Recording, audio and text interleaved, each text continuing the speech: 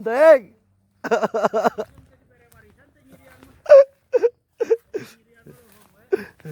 Bener, oi.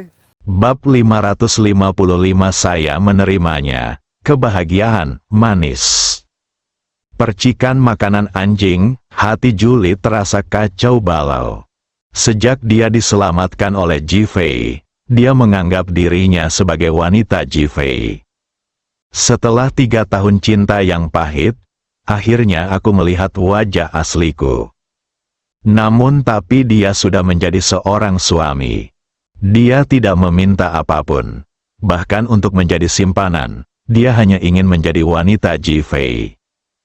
Karena itu dia sangat proaktif, dia bekerja keras.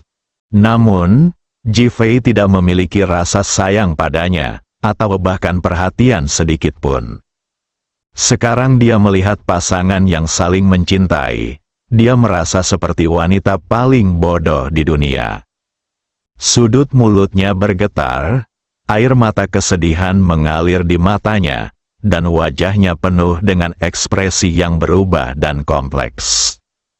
Akhirnya dengan marah, dia duduk di kursi di sebelah pasangan yang baru saja pergi dan mulai memesan makanan.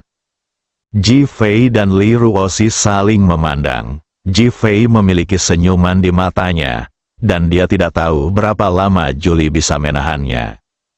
Li Ruoxi terkejut. Dia bertanya-tanya bagaimana Julie akan meledak dan menimbulkan konflik. Namun di dalam hati, saya merasa agak tak tertahankan. Ji-Fei mengeluarkan ponselnya dan mengirim pesan ke Julie, dia akan segera marah dan berkonflik dengan kita. Julie menerima pesan di ponselnya dan melihatnya sekilas, dia terkejut. Tetapi, oke. Tapi kamu harus makan malam denganku sekali saja. Julie membalas Ji-Fei dan mengajukan permintaan. Ji-Fei tidak banyak berpikir dan segera membalas pesan teks tersebut dengan mengatakan ya. Keduanya berhenti mengirim pesan, dan Ji-Fei menyerahkan pesan di ponselnya kepada Li Ruoxi. Setelah melihatnya, Li Ruoxi mengangguk dan tidak berkata apa-apa. Sayang, steak ini enak. Cobalah. Ji-Fei meletakkan ponselnya dan tiba-tiba memotong sepotong daging sapi dan membawanya ke mulut Li Ruoxi. Li Ruoxi mengira Ji-Fei akan berakting, jadi dia membuka sedikit bibir merahnya dan ingin makan steaknya. Hasilnya sudah ada di bibirnya. Tiba-tiba Ji-Fei langsung mundur. Kamu hamil? Kamu tidak bisa makan steak medium rare ini sekarang. Dengan senyuman di wajahnya, dia berkata tiba-tiba. Li Ruoxi tercengang, dia bahkan tidak bersama Ji-Fei, jadi bagaimana dia bisa hamil? Ketika Julie di sebelahnya mendengar kata kehamilan, kemarahannya meningkat secara alami, seolah mimpinya telah hancur. Bang! Garpu di tangannya ditembakkan langsung ke Ji-Fei. Kualitasnya sangat rendah. Serangan Julie tiba-tiba, sangat tajam, dan suaranya sangat keras. Dalam sekejap, semua orang di restoran mendengarnya dan melihatnya. Bahkan ada yang mengeluarkan ponselnya dan mulai mengambil foto dan video. Garpu hendak mengenai mata Ji-Fei, tapi Ji-Fei masih duduk diam. Dia hanya memiringkan kepalanya sedikit dan mengulurkan tangan untuk mengambil garpu. Detik berikutnya, Bang, Ji-Fei membanting meja. Apa yang kamu lakukan, wanita gila? Apakah kamu ingin membunuh seseorang? Suaranya nyaring dan galak. Aku sedang makan, dan aku tidak tega melihat pria dan wanita sepertimu membuang makanan anjing. Meskipun dia sedang berakting, Julie berbicara dengan sangat jujur karena kemarahannya. Kamu pikir kamu ini siapa? Kenapa kamu tidak tahan? Ji-Fei bertanya dengan marah. Saya adalah ketua grup Xinyi di negara F. Saya tidak tahan. Sial, ketua grup sini, istriku masih ketua grup Jianghua. Ji-Fei sangat gembira. Penampilannya bagus, dan dia terus bekerja keras dan berkata. Julie meremehkan, Grup Jianghua, belum pernah mendengarnya. Grup sini, belum pernah mendengarnya. Ji Fei merespons dengan cara yang sama. Mendengus, grup Jianghua, saya akan memperolehnya besok dan menghilangkannya. Setelah Julie selesai berbicara, dia mengambil tas di tangannya, berbalik dan pergi.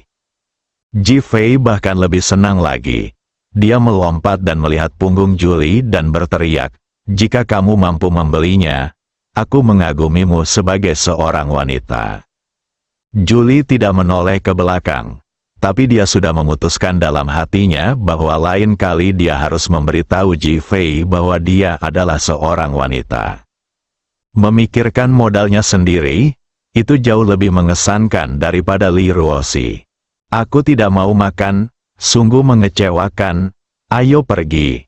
Setelah Ji Fei selesai berbicara, dia pergi bersama Li Ruoxi. Semua orang di sekitar meletakkan ponsel mereka dan mengirimkan seluruh proses yang baru saja mereka rekam ke momen WeChat mereka. Dalam sekejap, seluruh internet dipenuhi dengan berita tentang konflik tersebut. Zhou Fenghua sedikit terkejut saat melihat berita ini, dan segera meminta seseorang untuk menyelidiki grup sini, namun tidak ditemukan informasi spesifik. Zhou Fenghua akhirnya menelepon Akasaka dan memintanya berusaha sekuat tenaga untuk mengakuisisi grup Jianghua besok. Zhou Tianfang juga mendengar berita itu, dan dia juga penasaran, dan meminta orang-orang untuk segera menyelidikinya. Akasaka berjanji secara langsung bahwa dia akan mengajak orang untuk membelinya secara langsung besok. Hanya Ji Fei yang paling santai. Dia sudah membuat perjanjian dengan Li Ruoxi untuk mengambil alih perusahaan besok. Dia pergi melamar pekerjaan sebagai penjaga keamanan terlebih dahulu, dan Li Ruoxi pergi untuk mengambil alih perusahaan sendirian. Meskipun Li Ruoxi tidak mengetahui niat Ji Fei, dia langsung setuju. Keesokan harinya, Ji Fei muncul di gerbang grup Jianghua dengan mengenakan t-shirt, jeans, dan sepatu kets. Sepertinya dia baru saja tiba di kota untuk bekerja. Ketika penjaga keamanan grup Jianghua melihat Ji Fei, dia langsung menunjukkan ejekan di wajahnya. Seorang penjaga keamanan berjalan mendekat dan berkata, "Nak, apa yang kamu lakukan?" Ji Fei diam-diam tersenyum di dalam hatinya, tapi wajahnya penuh kegugupan dan panik. Aku ingin melamar pekerjaan sebagai satpam." Puff, satpam itu langsung tertawa. "Dengan kebajikanmu, kamu juga ingin melamar pekerjaan sebagai satpam?" Penjaga keamanan menunjuk Ji Fei dengan ekspresi jijik di wajahnya. Saya baru saja datang ke kota dari pedesaan. Saya belum punya pekerjaan. Saya ingin mencari pekerjaan sebagai satpam. Bisakah Anda membantu?" Sambil berbicara, dia menyerahkan sebungkus rokok kepada penjaga keamanan. Penjaga keamanan melihat bahwa Ji Fei sangat pandai dalam melakukan sesuatu. Meskipun rokok bukanlah asap yang baik, rasa berbakti ini tetap membuatnya merasa bahagia dan menyelamatkan mukanya. "Melihat kamu sangat bijaksana, aku akan menanyakanmu kepada kapten." Setelah mengatakan itu, dia berbalik dan berjalan menuju rumah. Pada saat ini, Kapten Keamanan Gemuk Cao Xiong di ruangan itu sedang meletakkan kakinya di atas meja dan bersandar di kursi, menonton video pendek dan tertawa. "Sun Si, belikan aku sebungkus rokok." Cao Xiong memandang seorang pria kurus dan berteriak. Jejak kesedihan melintas di wajah Sun Si, tapi dia tidak langsung menjawab. "Apa maksudmu? Apakah kamu tuli?" Cao Xiong meraung marah. Sun Si gemetar ketakutan, dan luka di punggungnya terasa sakit seolah dibuka lagi. "Xiong, kakak Xiong, aku tidak punya uang."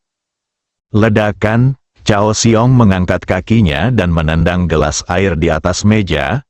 "Apa yang ingin kamu katakan lagi? Katakan lagi padaku." Tubuh Sun Si gemetar dan dia menundukkan kepalanya dan tidak berkata apa-apa. Kak Siong, kebetulan aku punya sebungkus rokok di sini, cobalah.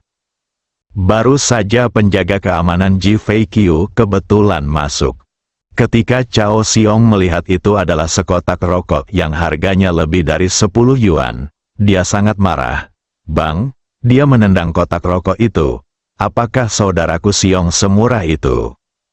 Namun saat berikutnya, Cao Xiong dan yang lainnya tutup mulut.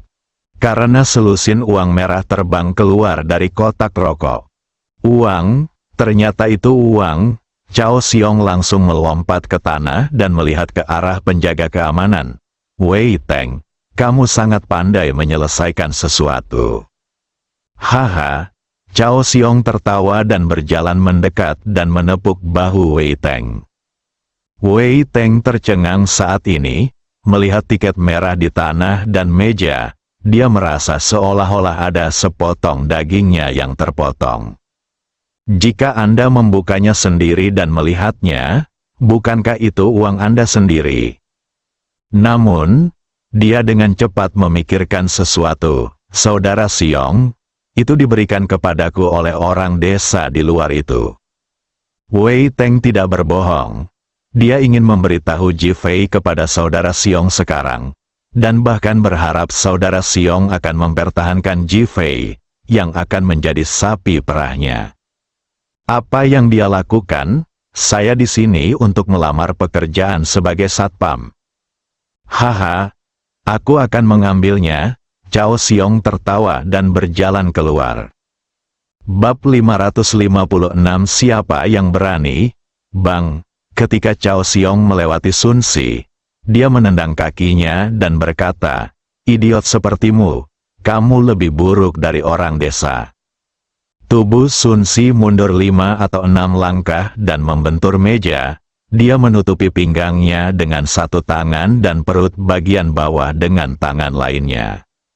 Sebaliknya, melihat Cao Xiong, masih ada senyuman tersanjung di wajahnya.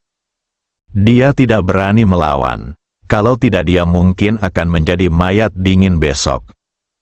Cao Xiong keluar dan melihat Ji Fei berpakaian seperti orang kampung. Dia sangat bosan. Tapi ketika dia memikirkan tentang uang di kotak rokok, dia menjadi tertarik pada orang ini. Nak, siapa namamu? Ji Fei mendengar apa yang baru saja terjadi di kamar. Tetapi namun dia sengaja berpura-pura gugup dan berkata, nama saya Ji Fei, dan saya di sini untuk melamar pekerjaan sebagai penjaga keamanan. Apa yang terjadi dengan sebungkus rokok yang baru saja kamu minum? Cao Xiong menatap pakaian Ji Fei, memikirkan uang, dan menunjukkan keraguan. Wei Teng memandang Ji Fei dan berkata, ini Kapten Cao kami, apakah Anda bisa dipekerjakan atau tidak? Itu hanya masalah kata-kata Kapten Cao. Mendengar ini, Ji Fei tersenyum dengan senyuman di wajahnya, berpura-pura sangat bersemangat dan menantikannya, dan menatap Cao Xiong. Halo, Kapten Cao, saya tahu tidak mudah mencari pekerjaan di kota, dan kamu mungkin tidak dapat menemukannya meskipun kamu menghabiskan semua uangmu, jadi aku akan memberikan uangku saja padamu dan berharap kamu dapat mencarikanku pekerjaan keamanan. Cao Xiong tertegun sejenak, lalu mengangguk, wah, kamu bisa melakukannya. Meskipun kamu berasal dari pedesaan, kamu tidak bodoh, cara ini sangat bagus. Ji Fei segera mengangguk, jika saya bisa menjadi penjaga keamanan, saya bersedia menyumbangkan 1/10 dari gaji bulanan saya kepada Kapten Cao. Ji Fei mengungkapkan pendiriannya lagi.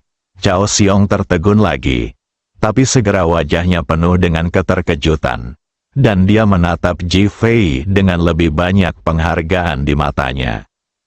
1/10 dari gajinya adalah 4 hingga 500 yuan. Meski tidak banyak, yang pasti dialah yang paling menghormati dirinya sendiri di antara semua penjaga keamanan. Orang tidak punya banyak uang, tapi mereka sangat bodoh. Dia menghargainya. Oke, Anda memuaskan saya. Sekarang saya akan mengantar Anda melamar pekerjaan. Melihat Wei Teng, pergilah dan siapkan satu set pakaian untuk Ji Fei.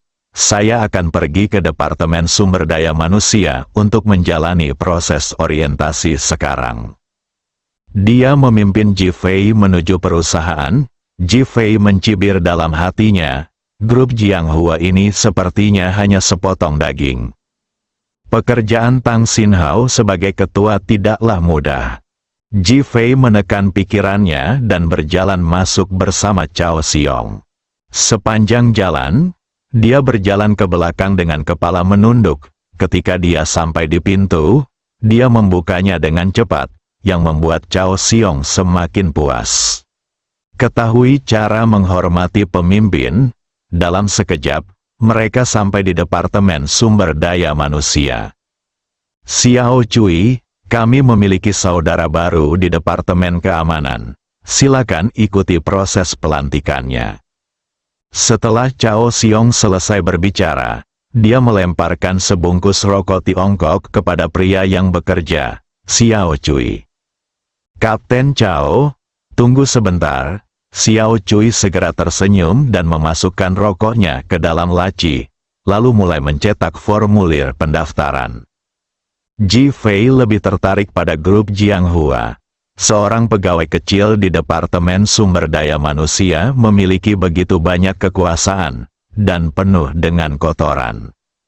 Dalam waktu kurang dari 10 menit, Ji Fei menyelesaikan proses orientasi. Setelah keluar dari kantor sumber daya manusia, Cao Xiong menepuk Ji Fei dan berkata, "Lihat, saya tidak akan mengeluarkan biaya apapun untuk Anda. Kapten Cao, jangan khawatir, saya pasti akan lebih menghormati Anda di masa depan." Ji Fei berkata dengan rasa terima kasih. Cao Xiong merasa sangat senang. Benar, orang tidak boleh terlalu bertele-tele. Mereka hanya harus transparan. Ji Fei mengangguk berulang kali dan sepertinya dia sedang diajari. Pada saat ini, ponsel Cao Xiong berdering, dan dia dengan cepat menjawabnya. Orang di dalam tidak tahu apa yang dia katakan. Saya ingat, kita tidak boleh membiarkan wanita bernama Li Ruoxi itu masuk, kan? Cao Xiong memverifikasi dengan keras. Akan lebih baik jika kamu punya fotonya. Aku berjanji tidak akan melepaskannya. Tidak mengetahui apa yang dikatakan pihak lain, Cao Xiong melanjutkan. Ji Fei mendengarkan dengan mencibir di dalam hatinya. Pertunjukan yang luar biasa. Cao Xiong menutup telepon dan berkata, "Ji Fei, aku menyukai wanita ini dan kita tidak boleh membiarkan dia masuk perusahaan." Cao Xiong menyerahkan foto Li Ruoxi yang baru saja dia terima di ponselnya kepada Ji Fei dan berkata. Ji Fei berpura-pura memandangnya dengan serius dan berkata, "Wanita ini sangat cantik. Lupakan dia, dia pasti telah menyinggung seseorang. Kalau tidak, tidak ada yang bisa memberitahukan masalah ini." Mata Cao Xiong bersinar dengan kekejaman yang dingin. Seolah dia dan Li Ruoxi telah menjadi musuh hidup dan mati. Ji Fei tidak bertanya lagi dan mengikuti di belakang dengan berpura-pura patuh. Kedua orang itu keluar dan melihat karyawan Jianghua Group menggelar karpet merah. Pimpinan baru perusahaan akan datang hari ini. Saya tidak tahu siapa dia. Dia sedang bersiap untuk menyambutnya. Cao Xiong berkata dengan santai. Ji Fei masih tidak mengucapkan sepatah kata pun, yang membuat Cao Xiong sangat puas. Sesampainya di ruang keamanan, Cao Xiong meminta Ji Fei berganti pakaian dan segera memintanya untuk berjaga. Ji Fei tidak mengatakan apapun dan pergi ke sana dengan patuh. Tapi dia sudah mengirim pesan ke Li Ruoxi memintanya untuk datang. Di saat yang sama, dia juga meminta Julie datang lebih dari setengah jam di malam hari. Apa yang Ji Fei tidak ketahui adalah bahwa keluarga Zhou dan Akasaka juga datang bersama orang-orang saat ini. Pintu masuk perusahaan, Ki Jun mengangkat tangannya dan melihat waktu, dengan sedikit ketidaksenangan di matanya. Sekarang ketua perusahaan Tang Xinhao tiba-tiba menghilang, Yi Qiuan meninggal, dan tidak ada pemimpin. Mereka tidak tahu siapa ketua baru ketika dia tiba hari ini, dan sebagai Direktur Departemen Sumber Daya Manusia, dia hanya bertanggung jawab mengatur penyambutan. Dong Ning berdiri di sampingnya, mengangkat pergelangan tangannya, melihat ke waktu, dan mengerutkan kening. Saya tidak tahu dari mana ketua ini berasal, sungguh luar biasa. Ki Jun tidak berkata apa-apa, tapi matanya menunjukkan arti yang sama. Dong Ning melihat ke arah pintu dan kebetulan melihat Ji Fei berjaga. Ki Jun, menurutmu apakah satpam yang berjaga itu terlihat seperti monyet yang dia temui di restoran Italia Pago kemarin? Memikirkan depresinya kemarin, hati Dong Ning masih dipenuhi amarah. Ki Jun melirik ke arah Ji Fei dan merasa bahwa dia mirip, tapi dia sedang tidak mood sekarang. Abaikan saja, kita tunggu ketuanya duluan. Dong Ning menarik napas dalam-dalam. Kalau monyet itu, aku akan mengusirnya. Tidak, saya ingin dia mengenakan seragam keamanan dan melompat melewati pintu perusahaan seperti monyet. Dong Ning baru saja selesai berbicara dan segera mengubah kata-katanya dengan marah. Ki Jun tidak mengatakannya dengan benar. Apa yang terjadi kemarin juga membuatnya kesal dan membuatnya sangat marah. Ji Fei, yang berjaga, merasakan tatapan kedua orang itu dengan sangat tajam. Dia melihat sekeliling dan melihat kedua orang itu, dan seringai tiba-tiba muncul di dalam hatinya. Dunia ini terlalu kecil. Suatu kebetulan, sepertinya ada sesuatu yang baik terjadi hari ini. Saat ini, Li Ruoxi tiba di depan pintu perusahaan dengan mobil yang dikendarai oleh Phoenix. Saat mereka berdua melihat Ji Fei berjaga, senyuman muncul di wajah cantik mereka. Ji Fei mengedipkan mata pada kedua orang itu, membuka pintu dan membiarkan mereka pergi. Zhao Xiong dan orang lain di ruangan itu melihat mobil Li Ruoxi dan menoleh dengan rasa ingin tahu. Phoenix sudah menginjak pedal gas dan langsung melajukan mobilnya menuju karpet merah. Dong Ning, yang sedang menunggu dengan tidak sabar, tiba-tiba mengerutkan kening, menunjukkan kemarahan. Siapa yang berani? Berteriak dan berjalan menuju mobil, bersambung.